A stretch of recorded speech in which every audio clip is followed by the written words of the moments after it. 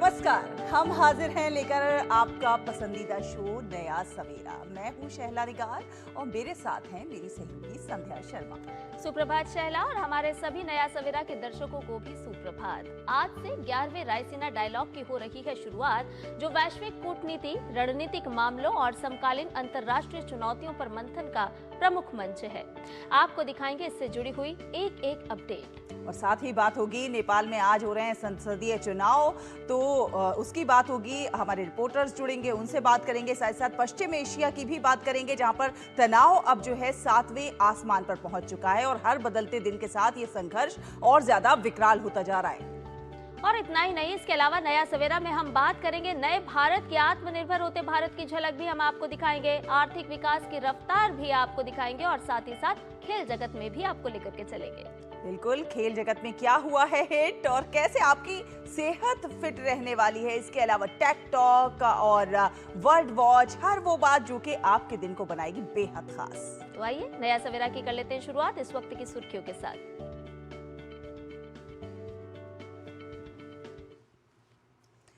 नई दिल्ली में आज से रायसीना डायलॉग, फिनलैंड के राष्ट्रपति करेंगे उद्घाटन सत्र को संबोधित। पीएम मोदी के साथ भी होगी मुलाकात।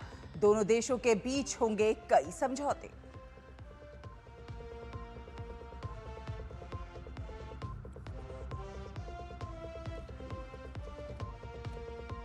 राज्यसभा चुनाव के लिए आज नितिन नवीन समेत कई दल के नेता भरेंगे नामांकन। बिहार के सीएम नीतीश कुमार भी भर सकते हैं पर्चा। बेटे निशांत के भी राजनीति में सक्रिय होने की खबर। फिलहाल जेडीयू की तरफ से नहीं पुष्टि।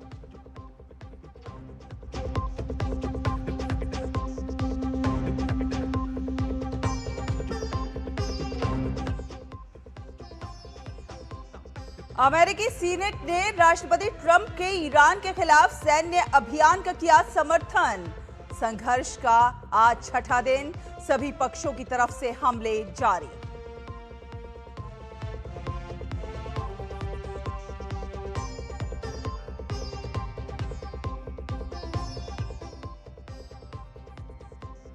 नेपाल में संसदीय चुनाव के लिए मतदान जारी। जेनजी आंदोलन के बाद पहली बार चुनाव में दिग्गज नेताओं की किस्मत दांव पर।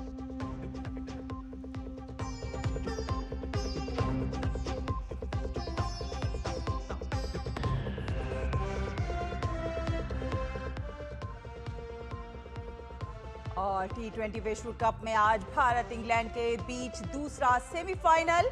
कल दक्षिण अफ्रीका को 9 विकेट से हराकर शान से फाइनल में दाखिल हुई न्यूजीलैंड।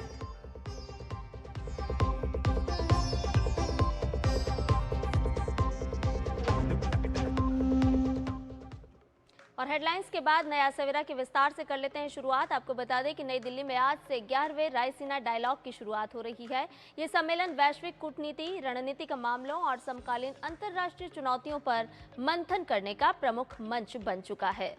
विदेश मंत्रालय और ऑब्जर्वर रिसर्च फाउंडेशन यानी कि ORF के संयुक्त तत्वाधान में आयोजित इस डायलॉग में दुनिया के कई देशों के मंत्री, नीति निर्माता, सैन्य अधिकारी, थिंक टैंक विशेषज्ञ और कॉरपोरेट जगत के प्रतिनिधि भी भाग ले रहे हैं। आपको बता दें, सम्मेलन में बहुध्रुवीय विश्व व्यवस्था, इंडो पैसिफिक रणनीति, उभरती तकनीक, साइबर सुरक्षा, जलवायु परिवर्तन, ऊर्जा सुरक्षा और ग्लोबल साउथ की भूमिका जैसे बेहद अहम विषयों पर चर्चा हो रही है। रायसीना डायलॉग को भारत की कूटनीतिक पहचान का प्रतीक माना जाता है। ये मंच भारत को वैश्विक मुद्दों पर अपनी दृष्टि रखने और अंतर्राष्ट्रीय साझेदारी को मजबूत करने का अवसर भी देता है। पिछले कुछ वर्षों की बात की जाए तो ये सम्मेलन एशिया का प्रमुख जियोपॉलिटिकल संवाद बनकर उभरा है, जहां नीतिगत दिशा तय करने में अहम विमर्श होते हैं। 11वें संस्करण के जरिए भारत एक बार फिर से ये संदेश दे रहा है कि बदलती हुई विश्व व्यवस्था में संवाद और सहयोग ही स्थिरता और शांति के आधार हैं। रायसीना डायलॉग से अलग फिनलैंड के राष्ट्रपति अलेक्जेंडर स्टर्ब आज दिल्ली में प्रधानमंत्री नरेंद्र मोदी से मुलाकात करने वाले हैं। इस दौरान दोनों देशों के बीच कई समझौतों के आदान प्रदान की भी संभावना है। आपको बता दें कि शाम को राष्ट्रपति स्टर्ब राष्ट्रपति द्रौपदी मुर्मू से मुलाकात करेंगे और स्टर्ब उपराष्ट्रपति CP राधाकृष्णन और विदेश मंत्री डॉक्टर S जयशंकर से भी मुलाकात करेंगे।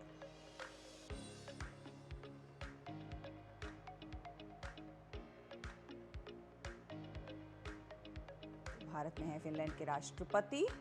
आपको बता दें, भारत और फिनलैंड के संबंध की अगर हम बात करते हैं तो दोनों ही देशों के बीच द्विपक्षीय संबंध लगातार तेजी से प्रगाढ़ हो रहे हैं। साथ साथ दोनों देशों का लक्ष्य आपसी व्यापार को भी दोगुना करना होगा।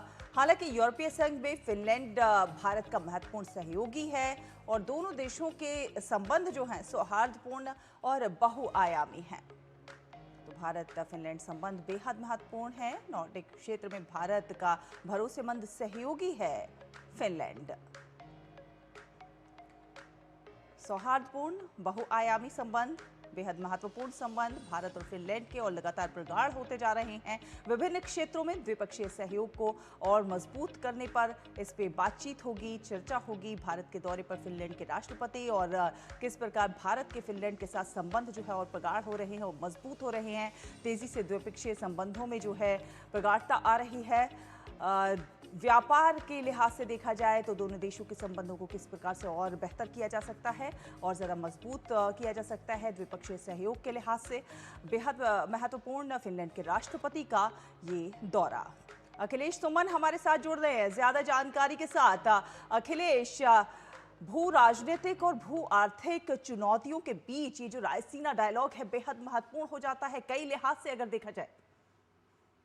देखिए, निश्चित तौर पे रायसीना डायलॉग एक बहुत ही महत्वपूर्ण मंच है जो दुनिया के जो सारे थिंक टैंक हैं उनको एक साथ मिलने का, एक साथ आदान प्रदान करने का और उसके बाद अपनी अपनी विचारों को रखने का एक अवसर प्रदान करता है।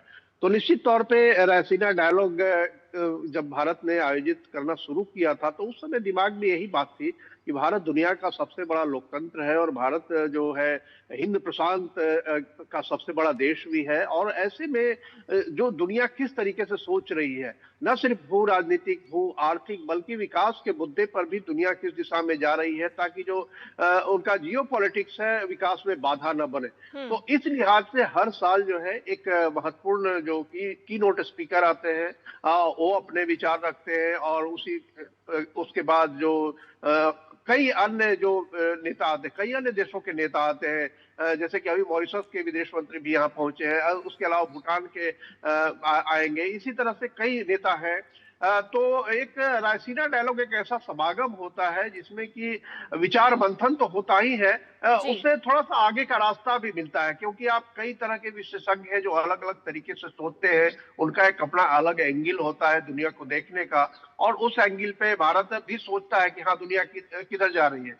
जैसे प्रधानमंत्री नरेंद्र मोदी सांग्रीला डायलॉग बहुत फेमस हुआ था जो सिंगापुर में होता है, उसी तरह से भारत में भी आकर जो विदेश के लोग बोलते हैं तो उनका एक महत्वपूर्ण इंटरवेंशन होता है। जैसे फिनलैंड के राष्ट्रपति अभी आए हैं, उनका एक कीनोट स्पीकर होगा, साथ में प्रधानमंत्री नरेंद्र मोदी भी उस समय उपस्थित रहेंगे। उसके अलावा दुनिया भर के जो है कह सकते हैं कि भू राजनीति में रुचि रखने वाले लोग रहेंगे। तो आज खास करके देखिए जब तीन तरह के संघर्ष चल रहे हैं दुनिया में, एक तो रूस और यूक्रेन का संघर्ष है, दूसरा जो मध्य पूर्व में गजा और इजराइल के बीच का जो मामला है वो अभी तक हल नहीं हुआ है, कैसे क्या उसका भविष्य होगा क्योंकि अमेरिकी राष्ट्रपति डोनाल्ड ट्रंप लगता है कि उस पूरी चीज को गाइड कर रहे हैं, उनका गजा में क्या करने की योजना है और वो जो योजना कितनी विवादास्पद हो सकती है, कितनी सकारात्मक हो सकती है, ये मसला काफी महत्वपूर्ण है और मुझे लगता है कि इस पर काफी वैचारिक मंथन होगा। और तीसरा जो एकदम मौजू आ गया कि ईरान पर जो हमला हुआ है इजराइल और अमेरिका की तरफ से, तो यह किस तरीके से दुनिया भर की राजनीति को, दुनिया भर के अर्थव्यवस्थाओं को प्रभावित करेगा और कैसे इस तरह की स्थितियों से निकला जा सकता है। क्योंकि देखिए 4 साल पहले लोगों को यह लग रहा था कि अब दुनिया में युद्ध नहीं होगा। रशिया यूक्रेन संघर्ष के पहले की मैं बात कर रहा हूँ तो दुनिया के कई दार्शनिक और जो राजनीति में रुचि रखने वाले, पूरा राजनीति में, उनको लगता था कि दुनिया अब ऐसे संतुलन की स्थिति में पहुंच गया है कि अब युद्ध संभव नहीं है। लेकिन उसके बाद रूस यूक्रेन संघर्ष शुरू हो गया, रूस ने कहा मिलिट्री ऑपरेशन है, लेकिन 4 साल से वो चल रहा है। उसी तरह से हमास ने एक आक्रमण कर दिया इजराइल के अंदर और वो अभी चल रहा है, 3 साल हो गए उसके भी। तो अब ईरान शुरू हो गया। तो क्या दुनिया इसी दिशा में जाएगी? दुनिया की जो मौजूद जो स्थितियां हैं, दुनिया के लोगों के सामने समस्याएं हैं, अर्थव्यवस्था की का मसला है। कोविड-19 के बाद हमने देखा कि किस तरह से दुनिया की अर्थव्यवस्थाओं के सामने नई चुनौती आ गई। लोगों जनसंख्या लगातार बढ़ रही है दुनिया की, तो उसको किस तरीके से रोजगार दिया जाएगा ताकि वो संघर्ष में ना तब्दील हो। पूरा अफ्रीका जो है कई जगह पे संघर्ष में फंसा हुआ है। पूरा लैटिन अमेरिका की स्थिति है जो कई तरह के संकटों से वो गुजर रहे थे। ये सारे मसले हैं दुनिया के सामने, और मुझे लगता है कि रायसीना डायलॉग जो है इसमें तरह तरह के विचार आएंगे और हमें भी एक विंडो मिलेगा जहां से कि हम दुनिया को देख पाएंगे। बिल्कुल अखिलेश, रायसीना डायलॉग एक ऐसा मंच है जो भविष्य की राह तैयार करता है, कैसे दुनिया के तमाम देश मिलकर प्रगति की राह खोल सकते हैं, बना सकते हैं। ऐसे में अखिलेश, आपसे ये भी जानना चाहेंगे कि फिनलैंड के राष्ट्रपति आज प्रधानमंत्री नरेंद्र मोदी से खास मुलाकात भी करने वाले हैं। कैसे देखते हैं, व्यापार को दोगुना करने की बात हो, साझा प्रौद्योगिकी को आगे बढ़ाने की बात हो, या फिर आर्टिफिशियल इंटेलिजेंस जैसे क्षेत्रों की बात हो? हाँ, देखिए, फिनलैंड एक महत्वपूर्ण देश है यूरोपियन यूनियन में, खास तौर के इसलिए कि वो यूरोपियन यूनियन का भी सदस्य है। और नॉर्डिक देश जो है, 5 नॉर्डिक देश जिसमें कि डेनमार्क है, नॉर्वे है, ये सारे देश है, आइसलैंड है, उसमें फिनलैंड शामिल है। वो एक यूरोपियन यूनियन का गेटवे भी उसको कहा जाता है। हेलसिंकी में जब आप जाते हैं, जो फिनलैंड का एक सबसे महत्वपूर्ण जो एयरपोर्ट है, हेलसिंकी से आप यूरोप में हर जगह प्रवेश करने का रास्ता बनता है। तो इस लिहाज से फिनलैंड की जो भौगोलिक स्थिति है काफी महत्वपूर्ण है। दूसरी जो महत्वपूर्ण बात यह है कि फिनलैंड के अंदर जो एआई और इनोवेशन की तकनीक में भी काफी मजबूती है। फिनलैंड भले ही छोटा देश हो, लेकिन फिनलैंड के साथ हमारा तकरीबन $15 बिलियन का व्यापार है और इसे और आगे बढ़ाने की बात है। तो हमारा एक्सपोर्ट पिछले साल का अगर हम देखें 24-25 का, तो हमारा एक्सपोर्ट फिनलैंड में ज्यादा था, फिनलैंड से हमारा इंपोर्ट कम था। उसके पहले अगर देखेंगे तो फिनलैंड में हमारा इंपोर्ट ज्यादा था, फिनलैंड का एक्सपोर्ट कम था। फिनलैंड का की तरफ से इंपोर्ट कम था। तो उतार चढ़ाव है, लेकिन लगातार हम देख रहे हैं कि हमारे संबंध जो है, व्यापारिक संबंध बढ़ते चले जा रहे हैं। स्थितियों के हिसाब से एक्सपोर्ट इंपोर्ट होता है। और इसमें एक खास बात यह है कि देखिए, फिनलैंड को हम न्यूक्लियर रिएक्टर भी प्रदान करते हैं। हमारी जो भारत की जो स्थिति है कि हमने न्यूक्लियर रिएक्टर में भी महारत हासिल की है, तो जो शांतिपूर्ण कार्यों के लिए न्यूक्लियर रिएक्टर जो पावर के लिए होता है, वो भी हम फिनलैंड को देते हैं। तो इस तरह का विश्वास का जो संबंध होता है, या बहुत ही संबंध महत्वपूर्ण होता है, जिसमें कि न्यूक्लियर इशू से जुड़े हुए इक्विपमेंट जब आप देने लगते हैं, तो इसका मतलब होता है कि आप उस देश पे विश्वास कर रहे हैं और वह आप देश पर विश्वास कर रहा है, क्योंकि बहुत ही संवेदनशील तकनीक होती है जिसमें कि मशीन भी इन्वॉल्व होता है।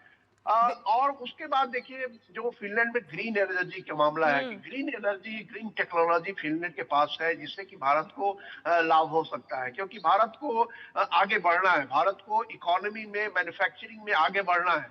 और आगे बढ़ना है तो साथ साथ यह भी ध्यान रखना है कि हमारे देश के लोगों को पोल्यूशन का सामना न करना पड़े, हमारे यहाँ क्या लाइफ जो है थोड़ा सा अच्छा हो। जैसे हम देखते हैं कि दिल्ली में कई बार प्रदूषण बढ़ जाती है, तो उस तरह से हमको ग्रीन टेक्नोलॉजी की जरूरत होती है। और ग्रीन टेक्नोलॉजी के मसले में भी फिनलैंड जो है एक महत्वपूर्ण सहयोगी हो सकता है। तो ये सारी स्थितियां हैं। हमारे यहाँ से उनके यहाँ फार्मास्यूटिकल्स जा सकते हैं, कार्बन से रिलेटेड जो ऑर्गेनिक मटेरियल्स हैं वो सारे जा सकते हैं। तो एक व्यापार में और क्या क्या ऊंचाइयां हम हासिल कर सकते हैं, ये सारे मसलों पर बात होगी। और उनके साथ एक बड़ा व्यापारिक प्रतिनिधि मंडल आया है, आधिकारिक प्रतिनिधि मंडल भी आया है। तो मुझे लगता है कि ये रणनीतिक मसलों से साथ साथ आर्थिक मसलों पे भी महत्वपूर्ण चर्चा होने की उम्मीद है। और जिस तरह से भारत अपने आप को दुनिया में पेश कर रहा है कि हमारे यहाँ आइए, मैन्युफैक्चर कीजिए और फिर दुनिया में भेजिए, तो एक मेक इन इंडिया का जो ये है, और हम आपको एक इन्वायरमेंट ऐसा प्रदान करेंगे, तो ये मेक इन इंडिया के लिए भी फिनलैंड को के लिए एक अच्छी जगह भारत हो सकती है। बिल्कुल। और हम अगर रायसीना डायलॉग की बात करते हैं तो कई महत्वपूर्ण मुद्दे हैं जिन पर इसमें ये बात रहेगी, चाहे वो साइबर सुरक्षा हो या फिर ग्लोबल वार्मिंग जैसे मुद्दे जिससे दुनिया इस समय जूझ रही है। फिलहाल आपसे आगे भी हम जानकारी लेते रहेंगे। बहुत बहुत धन्यवाद ये तमाम अपडेट हमारे दर्शकों से साझा करने के लिए, अखिलेश। और नया सवेरा में फिलहाल रुकने एक छोटे से ब्रेक के लिए जल्द हाजिर होंगे। सिप सिप जीरा सिप जीरा सिप, MDH का जलजीरा जीरा सिप, जीरा सिप जीरा सिप, प्यास बुझाए ठंडक लाए सबको भाई जीरा सिप, MDH का जलजीरा जीरा सिप। जीरा सिप, असली रिफ्रेशिंग, असली स्वाद, असली मजा। MDH अरे रामदयाल, तेरी उपज का क्या हुआ? अरे औने पौने दाम मिल रहे थे इसलिए नहीं बेची। और तुम्हारी उपज? मेरी उपज ये रही मेरे मोबाइल में, एकदम सुरक्षित। अरे ये तो कोई रसीद लगती है। कोई रसीद नहीं, डिजिटल रसीद है जो WDRA से पंजीकृत वेयर हाउस में उपज रखने से मिलती है। WDRA? WDRA भारत सरकार की एक संस्था है जो अच्छे और सुव्यवस्थित वेयर हाउसों को पंजीकृत करता है। अच्छा, अब तुझे इस रसीद का कमाल दिखाता हूँ, चला। देखा, इस रसीद पर बैंक से लोन हो गया। ये तो कमाल हो गया। कमाल तो अभी और भी है भैया। देखो, जब और जहाँ उपज के अच्छे दाम मिलेंगे, उपज बेच दूंगा और फिर बैंक का सारा लोन भी चुकता कर दूंगा। अरे वाह।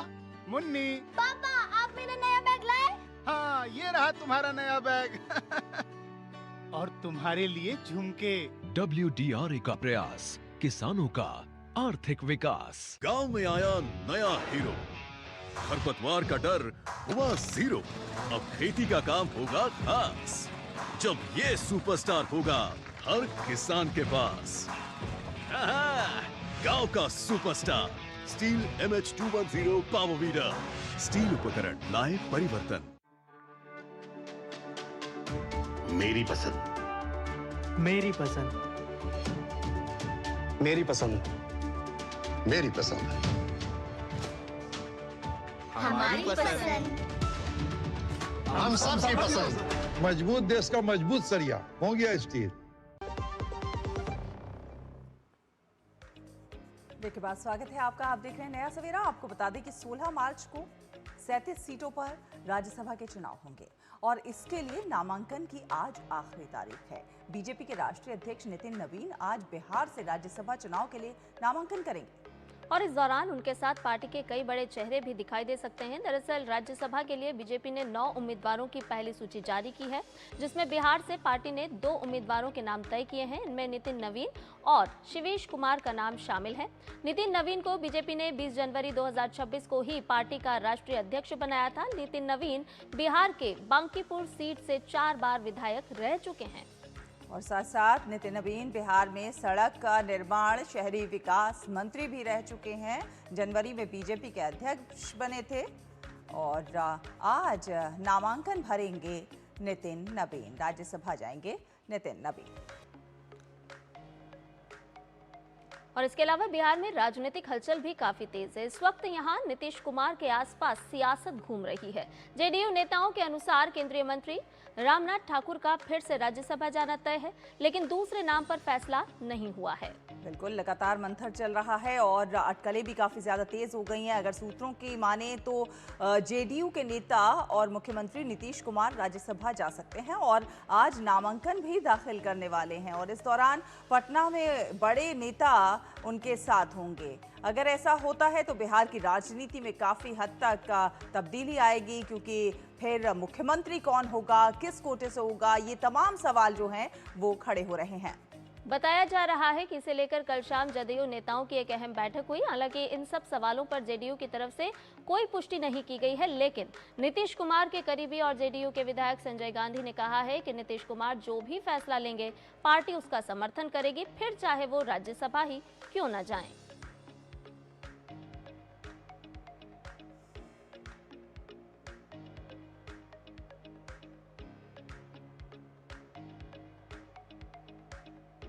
नीतीश कुमार के बारे में ये सूत्रों के अनुसार खबर है कि राज्यसभा जाने की तैयारी है। दिल्ली की राजनीति में सक्रिय होंगे, लेकिन अगर ऐसा होता है तो उन्हें सीएम पद से इस्तीफा देना होगा, क्योंकि सांसद बनने पर सीएम पद से इस्तीफा देना होगा। ये मुख्यमंत्री जी की अगर इच्छा हो जाएगा तो हर काम उनके सहमत है, हर दुख सुख में साथ रहे। आप लोग को एतराज नहीं होगा भाई? जब उन्हीं की इच्छा हो जाएगा तो इसमें हमको क्या एतराज होगा? हम लोग भी आ रही थी सर कि कोई नेता नाराज है, उनके फैसले से चाहते हैं। अभी तक पता नहीं कोई नाराज है। मुख्यमंत्री पे कौन नाराज होगा? तो जो निर्णय लेते हैं स्वयं बहुत ही सोच समझ करके बहुत ही अच्छा निर्णय लेते हैं। तब भी अगर उनका खुशी से जाएंगे तो उनके साथ है, तो नीतीश हर दुख सुख में उनके साथ है। तो केंद्रीय राजनीति में जाएंगे नीतीश कुमार, तो ये हमको निर्णय लेना आते हैं। और इस बीच चर्चा ये भी है कि नीतीश कुमार के बेटे जो हैं निशांत कुमार, वो राजनीति में सक्रिय हो रहे हैं और ये तय है कि अभी तक राजनीति से वो दूर चल रहे थे, लेकिन निशांत भी अब सक्रिय राजनीति में आने वाले हैं। नीतीश कुमार के गृह जिले से आने वाले ग्रामीण विकास मंत्री श्रवण कुमार ने इस बात की पुष्टि भी की है। तो ऐसे में चर्चा है कि अगर नीतीश कुमार राज्यसभा जाते हैं तो निशांत कुमार को उप मुख्यमंत्री बनाया जा सकता है।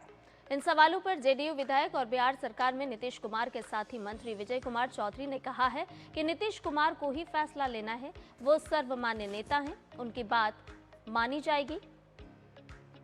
रही बात निशांत कुमार की, तो पार्टी के सभी नेता चाहते हैं कि वो युवा हैं और राजनीति में उन्हें सक्रिय होना चाहिए।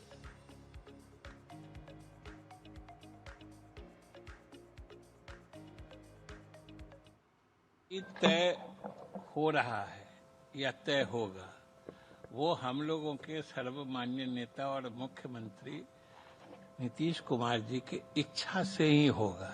निर्णय वही लेते हैं, वही लेंगे और उन्हीं के इच्छा से सब कुछ होगा। नीतीश जी राज्यसभा जा रहे हैं। बात चल रही है, निर्णय उन्हीं को लेना है। अब निर्णय कहे ना, हम बताए ना कि जो भी हो रहा है या जो होगा उन्हीं की इच्छा और उन्हीं के निर्देश पर होगा। कि सभी लोग, पूरे कार्यकर्ता चाह रहे हैं कि निशांत राजनीति में आए। युवा हैं, पढ़े लिखे हैं, उनमें नेतृत्व करने की क्षमता लोग देख रहे हैं। तो पार्टी के कार्यकर्ताओं, नेताओं, सबकी इच्छा है कि वो आए राजनीति। और इस खबर पर ज्यादा अपडेट ले लेते हैं। हमारे संवाददाता मधुरेश नारायण पटना से हमारे साथ जुड़ गए हैं। मधुरेश, हम देख रहे हैं कि बिहार में बहुत कुछ चल रहा है राजनीतिक के लिहाज से, ऐसे में तमाम सवाल भी हैं और इन तमाम सवालों के जवाब कब तक मिलने की उम्मीद की जा रही है? अगर ग्राउंड जीरो की बात करें तो किस तरह का परिदृश्य आप देख पा रहे हैं और इनका पटाक्षेप कब तक हो पाएगा? देखिए, जो बिहार में मकर संक्रांति हो या होली का त्योहार हो, इस तरह के जो बड़े त्योहार होते हैं वो राजनीति के लिहाज से भी बेहद महत्वपूर्ण होते हैं। और कल जब होली का त्योहार था तो हमने ये चर्चा सुनी कि सीएम नीतीश कुमार इस्तीफा देकर के राज्यसभा जा सकते हैं। हालांकि इन सब बातों में कितनी सच्चाई होगी या नीतीश कुमार क्या फैसला लेते हैं, ये कमोबेश दोपहर के 12-1 बजे तक क्लियर हो जाएगा अगर सीएम नीतीश कुमार राज्यसभा का नामांकन करने के लिए पहुंचते हैं तो। ओवरऑल में अगर देखा जाए तो अभी जो राज्य में स्थिति बन रही है वो लगभग 3 तरीके के समीकरण बनते हुए दिख रहे हैं। पहला समीकरण तो ये बनता हुआ दिख रहा है कि सीएम नीतीश कुमार राज्यसभा जा सकते हैं, उनके बेटे निशांत की एंट्री राजनीति में हो रही है तो डिप्टी सीएम उनको बनाया जा सकता है। इसके अलावा बीजेपी अपना जो सीएम उम्मीदवार है उस पर दावा हो सकती है। हालांकि जदयू की पूरी कोशिश होगी कि सीएम का जो पेस है वो भी उसी के पास में रहे। दूसरा समीकरण बनता हुआ ये दिख रहा है कि सीधे सीधे निशांत कुमार को राज्यसभा भेज दिया जाए और बिहार में जो राजनीति जैसे चल रही है, CM Nitish Kumar, deputy CM Vijay Kumar Chaudhary और सम्राट चौधरी उसी तरीके से चलती हुई रहे। तीसरा समीकरण बनता हुआ ये दिख रहा है जो पार्टी के अंदर खाने से भी खबर आ रही है कि जदयू के कोटे से 2 राज्यसभा मेंबर बनाए जाने थे। एक रामनाथ ठाकुर के नाम पर सबकी सहमति बन गई है और दूसरे नाम पर अभी भी चर्चा चल रही है। तो इस ऊहापोह की जो स्थिति पूरी बन रही है, इसके कारण ही इस तरह के रूमर या कहें इस तरह की जो चर्चा है वो सामने आ रही है। लेकिन जो भी वास्तव स्थिति होगी वो दोपहर के 12-1 बजे तक क्लियर हो जाएगी। बड़ी बात यह है कि बिहार में 2005 के बाद से नीतीश कुमार ही सीएम थे और अगर नीतीश कुमार राज्यसभा जाते हैं और उनको इस्तीफा देना होता है तो फिर अगला सीएम बिहार का कौन होगा, ये बहुत बड़ी देखने वाली बात है। बिल्कुल, ये बहुत बड़ी बात है और इसीलिए सारी राजनीति जो है वो नीतीश कुमार के इर्द गिर्द घूम रही है और बिहार में सियासी हलचल जो है वो तेज हो गई है। कहीं ना कहीं अगर निशांत राजनीति में आते हैं, उप मुख्यमंत्री बनते हैं या मुख्यमंत्री की चाह रखते हैं तो कहीं ना कहीं तेजस्वी यादव के लिए एक बहुत बड़ा चैलेंज होगा। हाँ, निश्चित रूप से। देखिए, लालू यादव जो थे वो लगातार जब बिहार में तेजस्वी यादव को स्थापित करने की कोशिश कर रहे थे तो वो ये प्रोजेक्ट कर रहे थे कि तेजस्वी यादव बिहार के सबसे युवा नेता हैं और इसलिए वो सीएम कैंडिडेट हो सकते हैं क्योंकि वो उनका विजन ब्रॉड है। अब कहीं ना कहीं तेजस्वी यादव को चैलेंज देने वाला एक व्यक्ति एनडीए की तरफ से प्रोजेक्ट किया जा सकता है, जो निशांत कुमार के रूप में होगा। निशांत कुमार सिर्फ नीतीश कुमार के बेटे ही नहीं है, पढ़े लिखे हैं, युवा हैं, और कहीं ना कहीं पार्टी की तरफ से जो कहा जा रहा है कि उनमें नेतृत्व की क्षमता है। और एक लंबे समय से ये मांग चली आ रही थी, विधानसभा चुनाव के लगभग पहले ये मांग उठी थी कि निशांत कुमार की एंट्री करवाई जाए राजनीति में, और कार्यकर्ताओं का ये काफी दबाव भी था पार्टी के ऊपर में कि निशांत को कहीं से विधायक एमएलए का टिकट दिया जाए और उन्हें चुनाव कंटेस्ट कराया जाए। तो कहीं ना कहीं ये जो मांग है ये काफी लंबी है। कहीं ना कहीं जो कार्यकर्ता हैं इससे बहुत खुश है, क्योंकि उन्हें नीतीश कुमार के बाद उनके नेतृत्व के लिए एक बड़ा चेहरा मिल रहा है, जो कि नीतीश कुमार के खुद बेटे हैं। तो कहीं ना कहीं जो दावेदारी है जदयू की वो मजबूत बनी रहेगी। दूसरी तरफ से अगर जाति समीकरण के लिहाज से भी देखें तो नीतीश कुमार जो हैं वो कुर्मी जो जाति आती है उसके सबसे बड़े लीडर हैं, और निशांत उसके सेकंड फेज बनेंगे।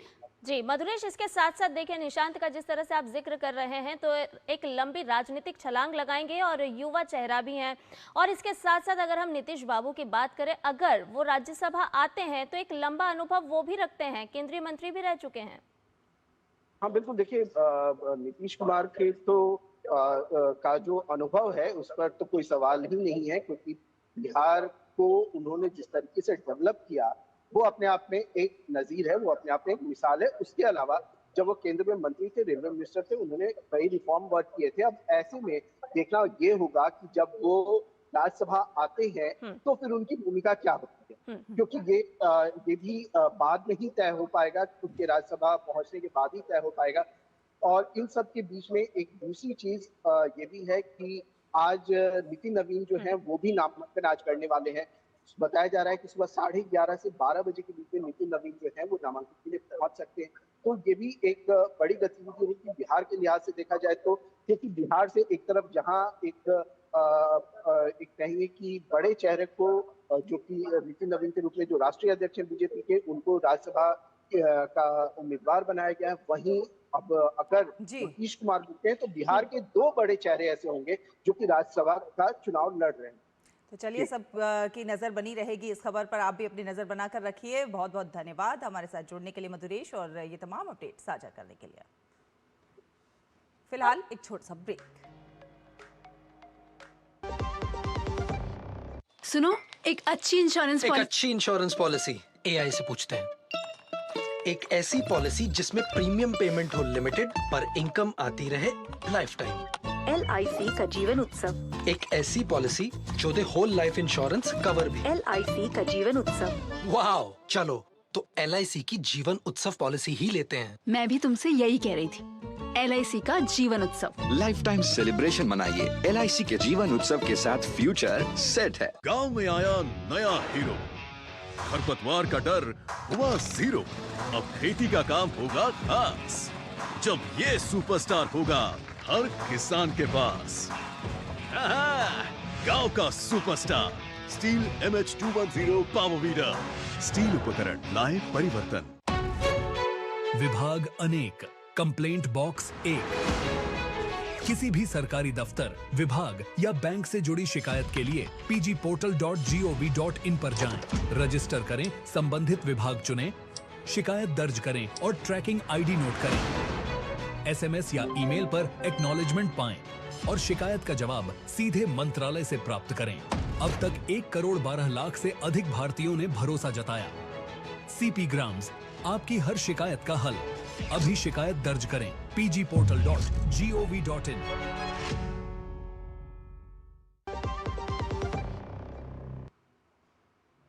ब्रेक के बाद स्वागत है आपका, आप देख रहे हैं नया सवेरा। आपको बता दें, अब हम बात करेंगे ईरान, अमेरिका और इजराइल के संघर्ष की, लेकिन उससे पहले हम एक फैक्ट चेक करेंगे, क्योंकि ईरान के साथ संघर्ष में अमेरिका नेवी द्वारा भारतीय पोर्ट्स के इस्तेमाल की खबरों को भारत ने फर्जी बताया है। विदेश मंत्रालय के आधिकारिक फैक्ट चेक हैंडल ने इन खबरों को पूरी तरह से झूठा बताया है, निराधार बताया है। विदेश मंत्रालय ने अमेरिकी समाचार चैनल OAN के उन दावों का खंडन किया है, जिनमें कहा गया था कि भारतीय बंदरगाहों का उपयोग अमेरिकी नौसेना कर रही है। यह भी कहा गया है कि इन खबरों में कोई सच्चाई नहीं है। हम आपको ऐसे आधारहीन और मनगढ़ंत दावों से सावधान करते हैं और इसीलिए हम ये फैक्ट चेक लेकर के आए हैं कि जिस तरह से मनगढ़ंत दावे किए जा रहे हैं उसका फैक्ट चेक बहुत ही ज़रूरी हो जाता है, ताकि किसी भी तरह की जो भ्रामक खबरों का प्रचार किया जा रहा है उसे आगे ना बढ़ाया जाए और ना ही ऐसी भ्रामक खबरों पर विश्वास किया जाए। वहीं आगे बढ़ते हैं, पश्चिम एशिया में तनाव अब 7वें आसमान पर पहुंच गया है। अमेरिका, इजरायल और ईरान के बीच संघर्ष 6ठे दिन में प्रवेश कर गया है और हर बदलते दिन के साथ साथ ये संघर्ष और भी विकराल रूप लेता जा रहा है। लेकिन अमेरिका इजरायल की संयुक्त कार्रवाई के बीच ईरान भी पूरी तरह से डटा हुआ है। अमेरिका और इजराइल रुकने को तैयार नहीं है तो ईरान भी झुकने को तैयार नहीं है और इसके बीच अमेरिका ने सैन्य कार्रवाई की तस्वीरें जारी की हैं। ये तस्वीरें जो हैं अमेरिकी रक्षा विभाग की तरफ से जारी की गई हैं, जिसमें अमेरिकी सैन्य गतिविधियां आपको साफ दिखाई दे सकती हैं। आप देखिए किस प्रकार मिलिट्री एयरक्राफ्ट को aircraft carrier USS Gerald R Ford से उड़ान भरते और उस पर उतरते हुए देखा जा सकता है। तो साफ तौर पर तस्वीरें सब कुछ बयान कर रही हैं।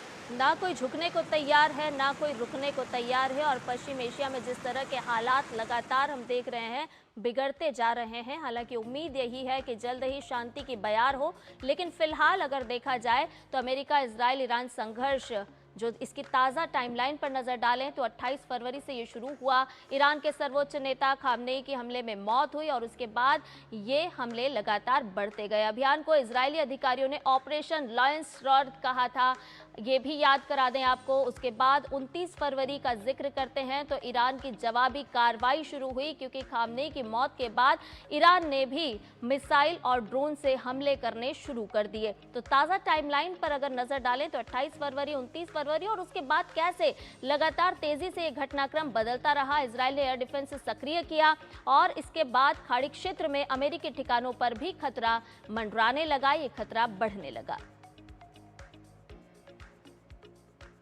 और संघर्ष के बीच अमेरिकी राष्ट्रपति डोनाल्ड ट्रंप ने दावा किया है कि ईरान के खिलाफ अमेरिका की स्थिति बहुत ज़्यादा मजबूत है। उन्होंने कहा है कि हमारे पास दुनिया की सबसे बड़ी मिलिट्री है। ट्रंप ने यह भी कहा है कि ईरान 47 सालों से हमारे लोगों को मार रहा है। उन्होंने दावा किया कि ईरान के खिलाफ आगे भी मजबूती से आगे बढ़ेंगे। 47 years they've been killing our people and killing people from all over the world, and I think we have great support. And if we didn't terminate the worst deal, one of the worst deals ever made, the Obama nuclear deal, I call it the Obama nuclear deal, where he gave everything to Iran. So we're in a very strong position now, and their leadership is just rapidly going. Everybody that seems to want to be a leader, they end up dead. You see it as well as I do. You see the tremendous progress that's being made. Their missiles are being wiped out rapidly. Their launchers are being wiped out. A nation that was out of control, and they would have used it on us if we let them, if we waited any longer. When crazy people have nuclear weapons, bad things happen. So we're in very good shape now. I want to let you know that, and we will continue forward. और इस बीच Iran ने Israel और खाड़ी देशों में स्थित America के सैन्य अड्डों पर सैकड़ों मिसाइलें और 1000 से अधिक ड्रोन दागे हैं। अधिकांश हमलों को एयर डिफेंस सिस्टम ने रोक लिया, लेकिन कुछ रिहायशी इमारतों, इंफ्रास्ट्रक्चर और अमेरिकी सैन्य ठिकानों को नुकसान पहुंचा है। अब सवाल ये उठ रहे हैं कि आखिर ईरान के पास कितने समय तक युद्ध में डटे रहने की क्षमता है। विशेषज्ञ मानते हैं कि ईरान हर महीने करीब 10,000 ड्रोन बनाने की क्षमता रखता है, लेकिन उसकी मिसाइलों का वास्तविक भंडार कितना बचा है ये अभी तक स्पष्ट नहीं हो पाया है। नए अंडरग्राउंड बंकरों में काम चल रहा था। छठे दिन संघर्ष का छठा दिन हो गया है। आगे क्या कुछ सीन होगा किसी को कुछ समझ में नहीं आ रहा है। और इस युद्ध में ईरान ने 1000 से अधिक ड्रोन दागे हैं। हर महीने वो 10,000 ड्रोन बनाने की क्षमता रखता है। तो ये युद्ध जो है किस मुहाने पर जाकर खड़ा हो रहा है ये समझ में लोगों को, विशेषज्ञों को भी नहीं आ रहा।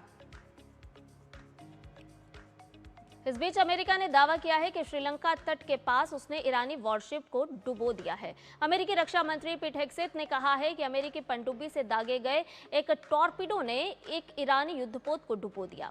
ईरानी युद्धपोत पर किया गया यह हमला द्वितीय विश्व युद्ध के बाद किसी दुश्मन पर इस प्रकार का पहला हमला था। और इस जहाज पर आपको बता दें लगभग 180 लोग सवार थे, जिनमें से 101 लापता बताए जा रहे हैं। श्रीलंका ने बताया कि जहाज से कॉल मिलने पर मदद भेजी गई थी और कई लोगों को सुरक्षित निकाल भी लिया गया था। तो 101 लोगों के लापता होने की खबर आ रही है। और चंद्रशेखर जोशी ज्यादा जानकारी के साथ हमारे साथ जुड़ रहे हैं। चंद्रशेखर, कोई झुकने को तैयार नहीं है, कोई रुकने को तैयार नहीं है, किस मोड़ पर, किस मुहाने पर जाकर खड़ा हो रहा है युद्ध, ये तस्वीर साफ नहीं हो रही है। देखिए, अभी पूरी तरह से ये युद्ध वहां पर चल रहा है और लगातार जो यूएस और इजराइल का जॉइंट ऑपरेशन है वो लगातार ईरान के ऊपर चल रहा है। ईरान के कई शहरों में बमबारी की गई है।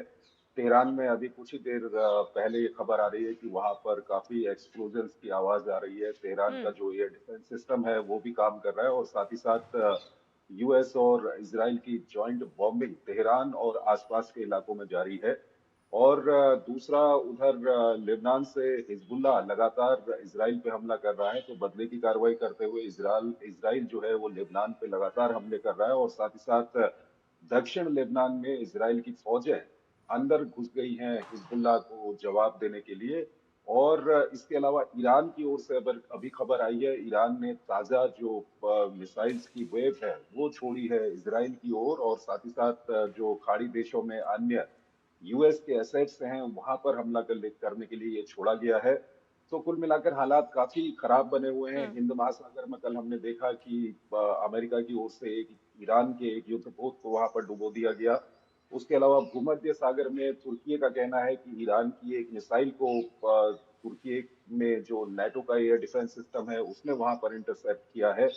तो हालात काफी खराब बने हुए हैं। इस सबके बीच जो ईरान के विदेश मंत्री हैं अब्बास अरागची, उन्होंने खाड़ी के देशों से और तुर्की से इनके विदेश मंत्रियों से बात की है और उनको कहा है कि हमारा जो झगड़ा है वो आप लोगों से नहीं है, हम आपकी सोवरेनिटी की इज्जत करते हैं, लेकिन हम जो अमेरिकी एसेट्स हैं इलाके में जिस भी देश में हो उन पर हमला करेंगे, उनको निशाना बनाएंगे। तो हालात इस वक्त पूरी तरह से युद्ध के हालात हैं और ये और ज्यादा एस्केलेट होता जा रहा है। और जहां तक इसमें कौन भारी पड़ रहा है इसकी हम बात करें तो जाहिर तौर पर जो इजराइल और अमेरिका की पावर है वो ईरान के सामने बहुत ज्यादा है और इसका फर्क भी दिखाई दे रहा है। और अमेरिका और इजराइल ईरान के ऊपर अब भारी पड़ता हुआ दिख रहा है। चंद्रशेखर, देखिए, अमेरिका और इजराइल पावर तो हैं, लेकिन क्या ये बात ईरान को नहीं पता? ईरान भी जानता है, लेकिन फिर भी वो लगातार बदले की भावना से अपनी कार्रवाई कर रहा है, मिसाइलें दाग रहा है, ड्रोन से हमले कर रहा है। जिस तरह से हम ये हालात पश्चिम एशिया के बनते और बिगड़ते देख रहे हैं, ऐसे में बयान भी अमेरिका की तरफ से लगातार सामने आ रहे हैं, ट्रंप लगातार बयान भी दे रहे हैं। कैसे देख पा रहे हैं इन तमाम बयानों से क्या समझा जाए? क्या ये जो संघर्ष है, तनाव है, लंबा खींचेगा? देखिए, जिस तरह के बयान आ रहे हैं उससे ये समझा जा सकता है कि अभी ये संघर्ष लंबा खींचेगा, क्योंकि खुद अमेरिका के राष्ट्रपति डोनाल्ड ट्रंप ये कह चुके हैं कि 4 से 5 हफ्ते लगेंगे उनको अपने इस ऑपरेशन को पूरा करने में।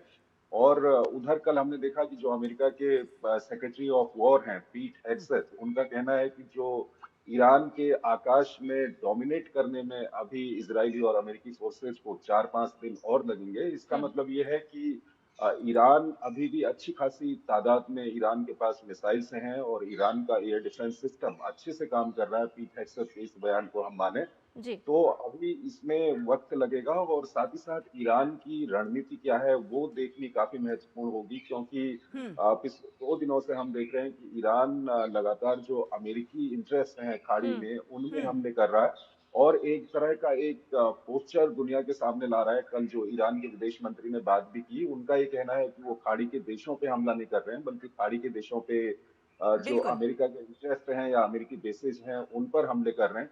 लेकिन ये देखना होगा, क्योंकि अमेरिका और इजराइल जिस रणनीति पे काम कर रहे हैं वो रणनीति ये है कि ईरान का जो मिसाइल सिस्टम है, मिसाइल लॉन्चिंग सिस्टम है, मिसाइल स्टॉक फाइल्स है, उसको खत्म करना, ईरान की नेवी को खत्म करना और ईरान के न्यूक्लियर पावर को खत्म करना। तो नेवी को भी काफी नुकसान हुआ है ईरान की। करीब 20 शिप को डुबाने का दावा अमेरिका की ओर से किया जा रहा है। और साथ ही साथ ये भी देखना होगा कि मिसाइल्स और ड्रोन्स का जो सिस्टम है ईरान का, चाहे वो लॉन्चिंग सिस्टम हो या उनके पास जो रखे हुए मिसाइल्स और ड्रोन है, उनको कितना नुकसान पहुंचा है अमेरिका और इजराइल ने, ये देखना भी काफी महत्वपूर्ण है। चलिए चंद्रशेखर जोशी, आप अपनी नज़र बनाकर रखिए, आगे आपसे और जानकारी हासिल करेंगे। फिलहाल बहुत बहुत धन्यवाद ये तमाम अपडेट के लिए। और आगे बढ़ेंगे, अपने दर्शकों को बता दें कि दक्षिण बेरूत में हिजबुल्लाह के गढ़ पर हवाई हमला हुआ है और ये हमला जो है वो इजराइल की चेतावनी जारी करने के बाद हुआ है, जिसकी तस्वीरें भी सामने आई हैं। और आज सुबह दक्षिण बेरूत में हिजबुल्लाह के गढ़ को निशाना बनाया गया है। दरअसल इजराइल की सेना ने पहले लोगों से बेरूत के एक उपनगर को छोड़ने के लिए कहा था और चेतावनी भी दी थी कि वह हिजबुल्लाह से जुड़े ठिकानों पर हमला करने वाला है। इजराइल की चेतावनी के बाद ये हमला हुआ है। इजराइल ने लोगों को उपनगर छोड़ने के लिए आगाह किया था, अलर्ट कर दिया था और उसके बाद ये हमला किया है। दक्षिण बेरूत में हिजबुल्लाह के गढ़ पर ये बड़ा हमला हुआ है।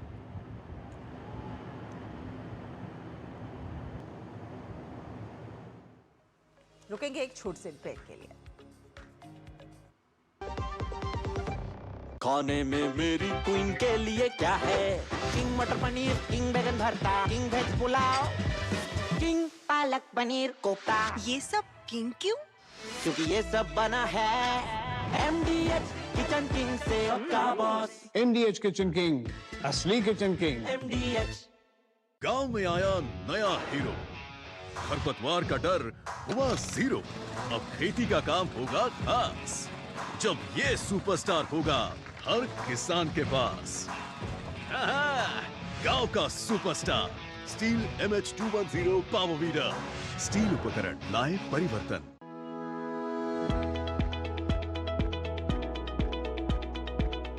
प्रधानमंत्री श्री नरेंद्र मोदी के नेतृत्व में प्रदूषण रहित देवी बसों के जरिए राजधानी के हर कोने तक पहुंच बढ़ाने में जुटी है दिल्ली की रेखा गुप्ता सरकार।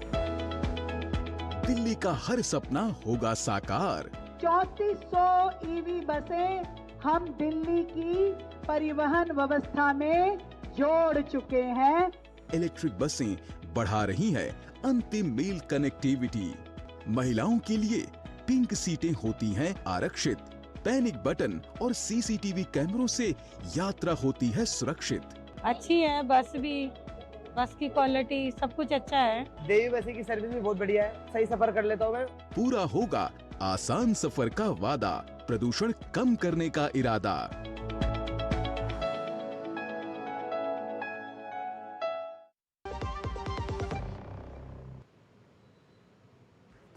ब्रेक के बाद नया सवेरा में आपका एक बार फिर से स्वागत है और खबरों के लिहाज से आपको लिए चलते हैं नेपाल, क्योंकि नेपाल में आज सुबह 7 बजे से 275 सीटों के लिए आम चुनाव हो रहे हैं। शाम 5 बजे तक मतदान होगा। 165 सीटें सीधे चुनाव और 110 सीट समानुपातिक प्रणाली से भरी जाएंगी। निर्वाचन आयोग ने मतदाताओं से बिना किसी डर के मतदान करने की अपील की है। आपको बता दें, नेपाल में 3406 उम्मीदवार चुनावी मैदान में हैं। 65 पॉलिटिकल पार्टियां चुनाव लड़ रही हैं। नेपाल में ये चुनाव पिछले साल हुए जनजी आंदोलन के बाद हो रहा है। सितंबर 2025 में हुए जनजी आंदोलन के दौरान नेपाल में व्यापक हिंसा हुई थी और प्रधानमंत्री KP शर्मा ओली की सरकार गिर गई थी। इसके बाद अंतरिम प्रधानमंत्री के रूप में सुशीला कार्की ने नेतृत्व संभाला था।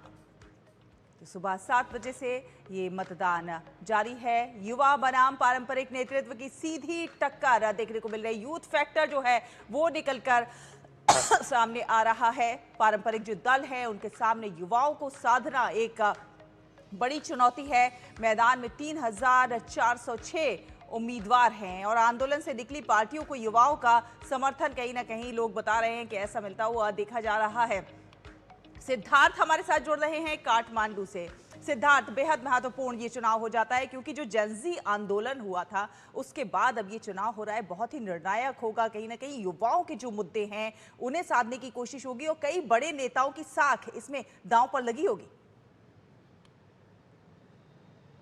बिल्कुल शाला, देखिए बहुत बहुत महत्वपूर्ण दिन है, बहुत खास दिन है पूरे नेपाल के लिए। सुबह 7 बजे से यहाँ मतदान शुरू हो चुका है और शाम के 5 बजे तक चलेगा। आपने बिल्कुल ठीक कहा कि जिस तरीके से पिछले साल जो जेनजी आंदोलन हुआ था उसके बाद बहुत बहुत महत्वपूर्ण बनता था ये चुनाव, और लोगों के लिए बहुत ज़्यादा अहम भी है, क्योंकि जो मुद्दे, जैसा कि आपने बताया, लोगों का कहना है कि हमें अपनी नई सरकार से बहुत सारी अपेक्षाएं हैं। उनका कहना है कि हमें भ्रष्टाचार अपनी देश में बिल्कुल नहीं चाहिए। ये एक ऐसी दीमक है जो पूरे देश को खाती जा रही है। दूसरी, साथ ही साथ में उनका मानना है कि युवाओं के लिए ज़्यादा से ज़्यादा अवसर, ज़्यादा से ज़्यादा मौके जो आने वाली सरकार है वो लाए, जिससे कि वो अपने देश में रहें, अपने देश में रहकर ही काम करें, अपने घर परिवार का ध्यान रखें और बहुत सारी वो भी चीज़ें करें जो वो जब बाहर रहते हैं तो वो नहीं कर सकते हैं। तो इसीलिए बहुत खास दिन, 1,90,00,000 लोग आज मतदान करेंगे, जिसमें कि 8 लाख लोग पहली बार मतदान करेंगे शाला, और बहुत बहुत उत्साह है लोगों के अंदर।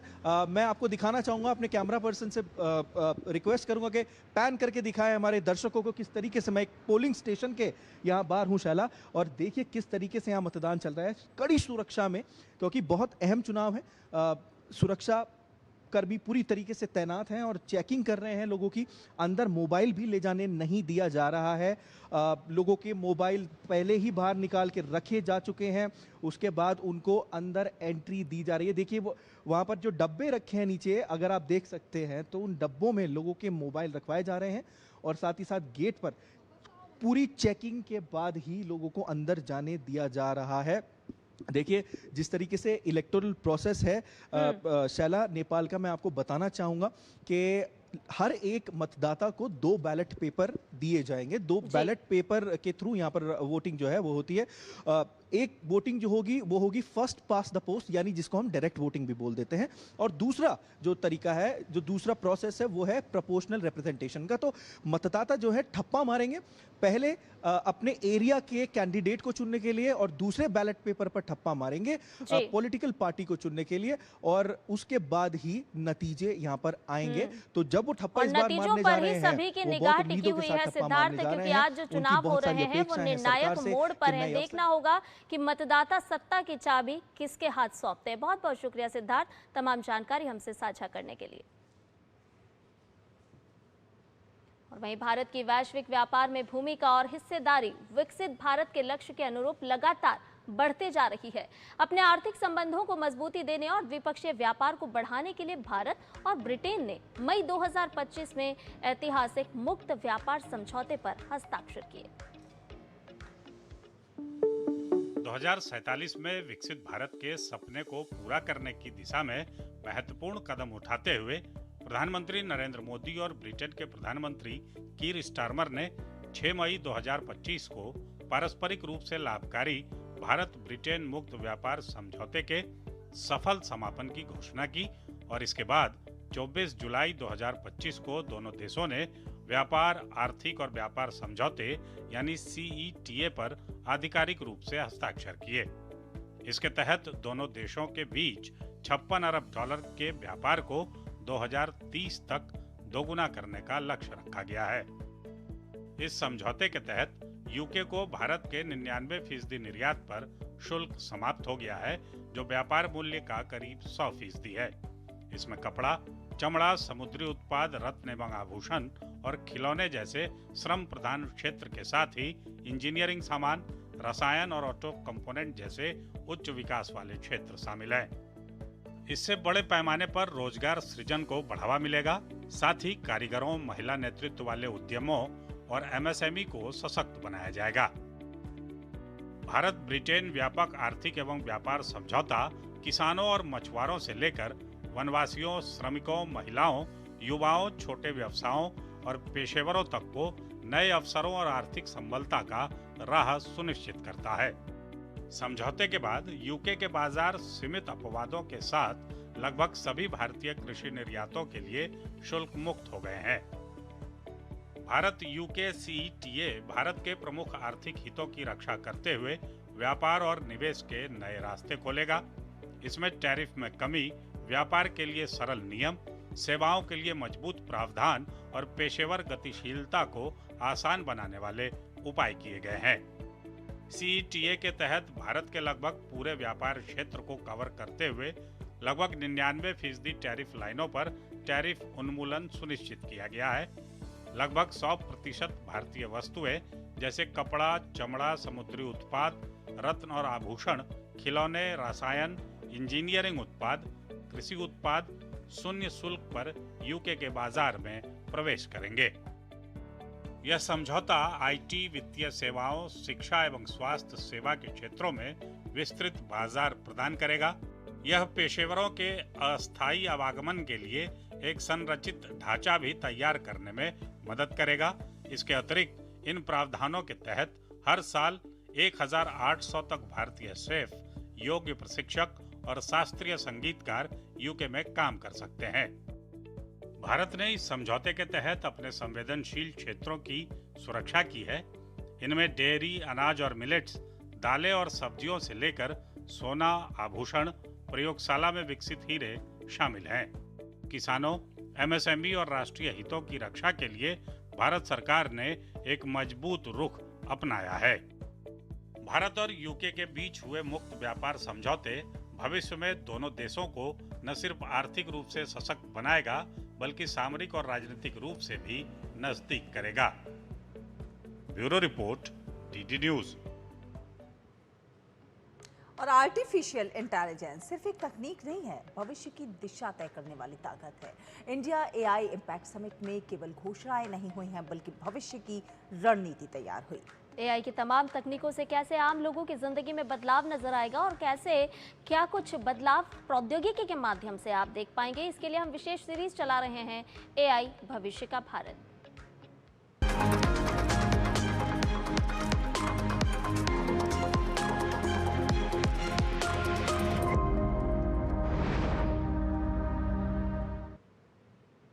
तो एआई का जादू अब आपको क्रिकेट में भी देखने को मिलेगा। गूगल ने इंडिया एआई इम्पैक्ट समिट 2026 में एआई आधारित क्रिकेट कोचिंग का प्रदर्शन किया था, जो खिलाड़ियों की तकनीकी कमियों को पहचानने और सुधारने में मदद करेगा। कैसे करेगा, इस रिपोर्ट के जरिए जानिए।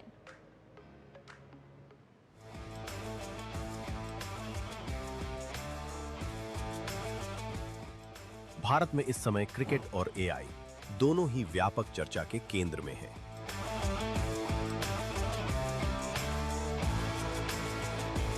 एक ओर आईसीसी मेंस टी20 वर्ल्ड कप 2026 का रोमांच जारी है, तो दूसरी ओर नई दिल्ली में आयोजित इंडिया एआई इम्पैक्ट समिट 2026 तकनीकी नवाचारों की दिशा तय कर रहा है। इसी मंच पर गूगल ने एक ऐसी पहल प्रस्तुत की है जो क्रिकेट प्रशिक्षण के पारंपरिक स्वरूप को बदल सकती है। नई दिल्ली के भारत मंडपम में आयोजित इंडिया एआई इम्पैक्ट समिट 2026 में गूगल पेविलियन प्रमुख आकर्षण का केंद्र रहा। यहां एआई आधारित क्रिकेट कोचिंग का लाइव प्रदर्शन किया गया।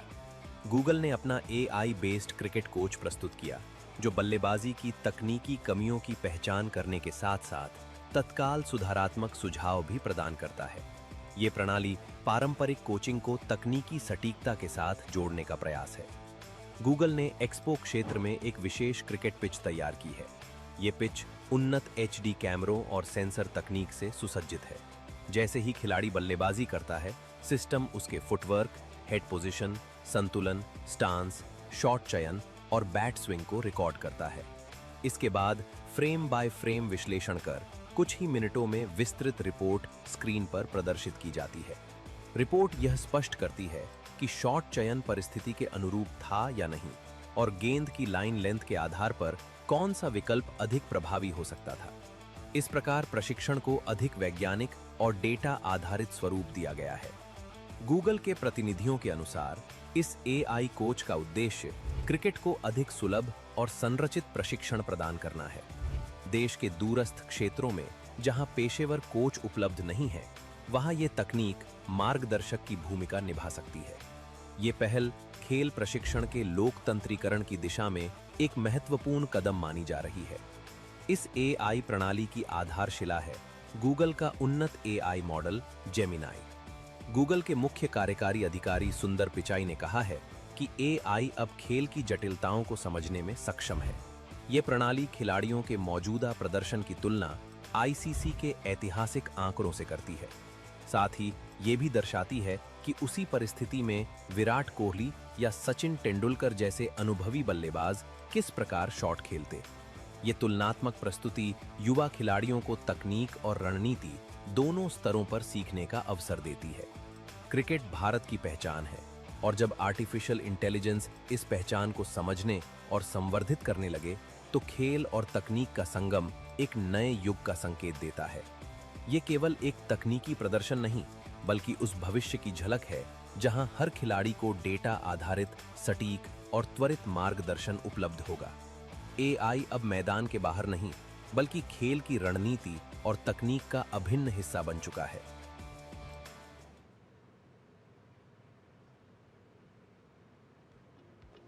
और बात खेल की करते हैं। T20 विश्व कप का दूसरा सेमीफाइनल मैच आज भारत और इंग्लैंड के बीच खेला जाएगा। ये मुकाबला मुंबई के वानखेड़े स्टेडियम में शाम 7 बजे से शुरू होगा, जबकि टॉस 6:30 बजे होगा। दोनों टीमें सेमीफाइनल में लगातार तीसरी बार भिड़ेंगी और इससे पहले आपको बता दें 2022 और 2024 में ये दोनों टीमें आमने सामने थी। भारत छठी बार T20 विश्व कप के सेमीफाइनल में पहुंचा है, तो वहीं इंग्लैंड भी 5वीं बार सेमीफाइनल खेल रही है। भारत और इंग्लैंड के बीच अब तक कुल 29 मुकाबले खेले गए हैं। इनमें भारत ने 17 मैचों में जीत हासिल की है, जबकि इंग्लैंड ने 12 मुकाबले अपने नाम किए हैं। T20 विश्व कप में भारत और इंग्लैंड के बीच अब तक कुल 5 मुकाबले खेले गए। इनमें भारत ने 3 मैच जीते हैं, जबकि इंग्लैंड की बात की जाए तो 2 मुकाबलों में सफलता हासिल की। भारतीय टीम अब तक सिर्फ 1 मैच दक्षिण अफ्रीका के खिलाफ गंवाकर सेमीफाइनल तक पहुंची। उधर इंग्लैंड की बात की जाए तो टीम सेमीफाइनल में सुपर 8 के तीनों मैच जीतकर आई है।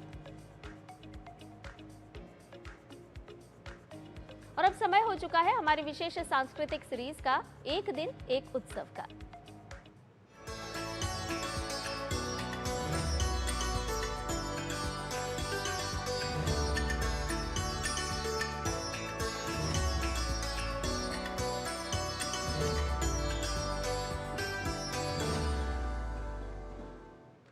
तो एक दिन एक उत्सव में आज हम आपको बता रहे हैं तुकाराम बीज के उत्सव के बारे में, जो कि सिर्फ एक स्मरण दिवस नहीं है बल्कि भक्ति, आस्था और मानवता का प्रतीक है।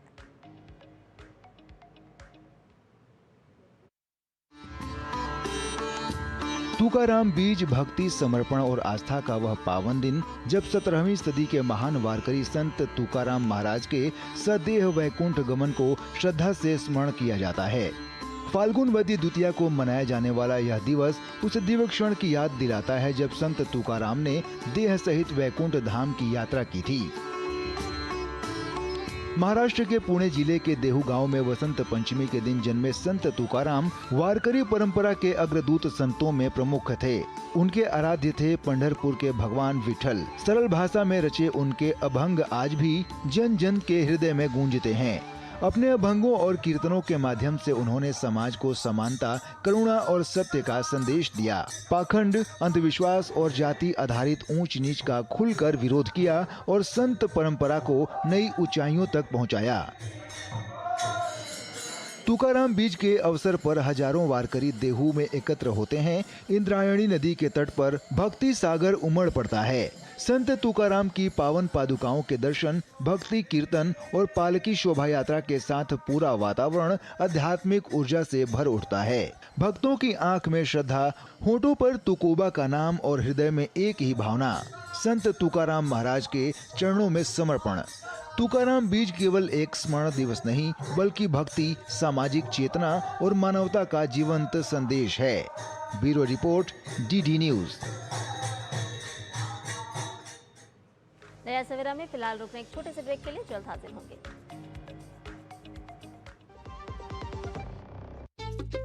चाबी, दुकान की चाबी, पापा बाइक की, और घर की चाबी, ऊपर से KYC पेपर्स। हर बैंक के लिए अलग अलग, कहाँ सबके लिए एक चाबी होती। एक चाबी है CKYC ID।